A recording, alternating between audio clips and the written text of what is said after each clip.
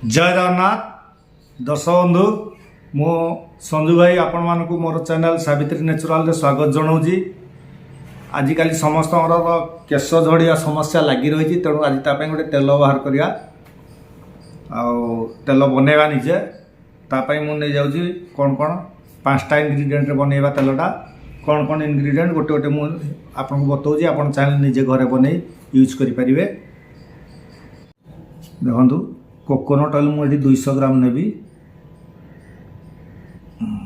203 हो गला चलो टिके कम बेसी चलो। तापर आम नवा ऑलिव ऑयल मुझे 100 ग्राम यूज करी।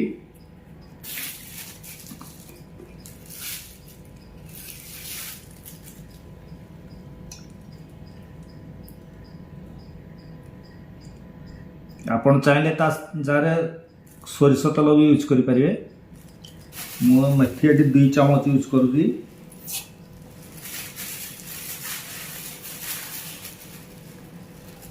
दुई चम्मच मेथी नहीं गली पाखापाखि आमर 25 ग्राम है आउे दे दूँ 30 ग्राम करी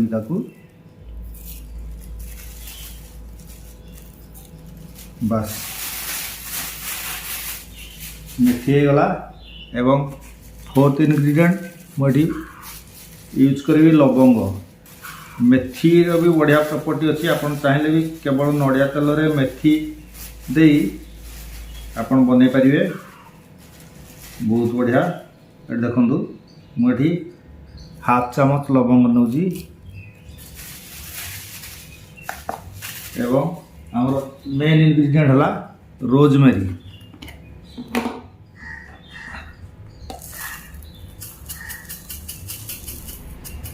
मुझे 2 चम्मच रोजमेरी यूज करी।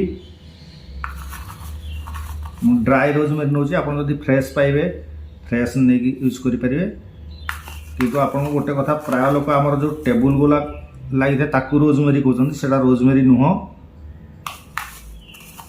पाखापाखि 2 ରୁ 3 चम्मच ये यूज कर रोजमेरी। या बर्तमान आम इनफ्यूज करिया एकदम धीमा आँच रे 5 ରୁ 10 मिनट पर्यंत बसैवा। देखु मु बर्तमान इंडक्शन ऑन कली एकदम लो टेम्परेचर मुझे यूज करी। लो टेम्परेचर मुझे बसौगी।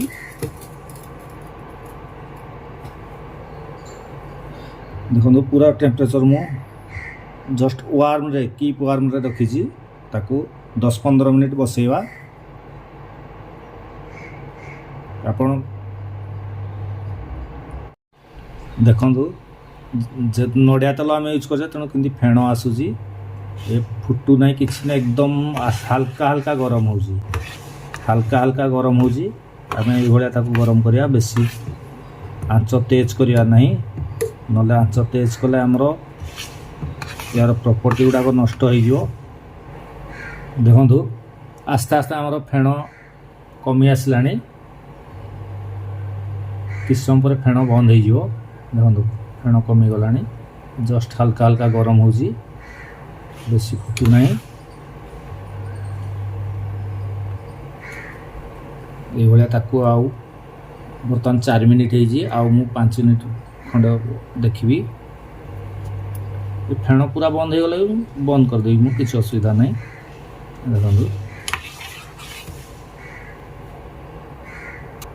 देखु फेण कमी आसला टिके टिके अच्छी पूरा फेण बंद होमर आम जो इंडक्शन को बंद करिया कि मन रखिए केतले भी तेज आंच रे बसैबे एकदम धीमा आंच रे बसैबे।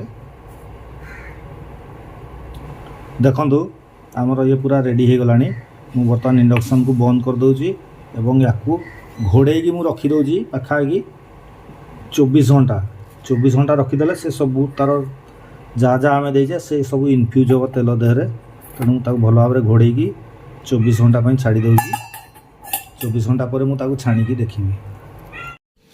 जय जगन्नाथ देखु पाखापाखि गोटे दिन हो गला से भाया ठंडा छाड़ी देती आमर कौ भाया कि खूब सुंदर वासना आसूसी बर्तमान आम गोटे ग्लास बोतल रे भर्ती करिया ग्लास बोतल मन रखु एयर टाइट बोतल प्रथम सानिटाइज भल भाव में करदे जमी किसी पानी फाणी नथियो किसी नहीं पूरा ड्राए करदेला छाणी जब चाहिए भर्ती करें मुझे बर्तमान या छाणु ना मुझा सहित भर्ती करदे कहीं से तार जहाँ जहाँ भी गुणवत्ता अच्छी से तार ता देहरे रही आ रोजमेरी बहुत बढ़िया आमर केश जानी थे देखो मुझे सब भर्ती करदे तो छाणु ना